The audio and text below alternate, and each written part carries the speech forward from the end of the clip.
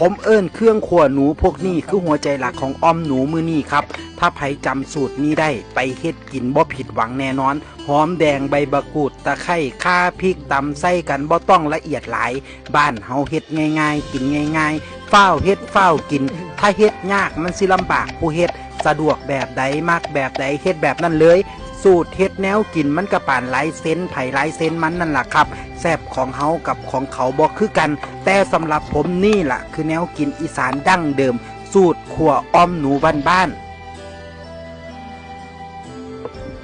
พุ่นน่ะเทน้ำใส่โคกใส่เครื่องปรุงรสผงชูรสรสดีปลาแดกบาดนี่กะเทใส่หม้อที่ใส่หนูไปก้อนหน้านี่เอาขึ้นตั้งเตากองไฟไปเลยไฟกำลังหงดีๆเอาหม้อตั้งบ่ดนกะฟดบุบปับบรรยากาศเฮ็ดไปน้ำเบ้านัวหัวมวนกับพอเนียงแม่น้อยไปน้ำตามประสาคนบ่ได้พ่อกันดนถามสารทุกสุขดิบถึงเว้าถึงเลาะหาเก็บผักมาตื้มกันส่วนหนูกะข้างตั้งให้มันฟดเดือดจนเปื่อยพุ่นละจังใส่ผักที่เฮาเตรียมไว้ลงไป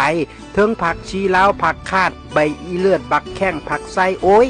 แต่ละผักมีกินรสที่เข้ากับอ้อมอยู่แล้วพอใส่เข้าไปกินมันหอมเตะดังข้ามคุ้มบ้านกินไอควันไฟโชยอบอวนในบ้านบรรยากาศบ้านกลางนาของพ่อเนียงยังอบอุ่นคือเก่าเหมือนเดิมมายามกันยามใดบ่เคยผิดหวังว่าแล้วบักเบลมันลงจากโฮมสเตย์มาซิมขั่วหนูก่อนโม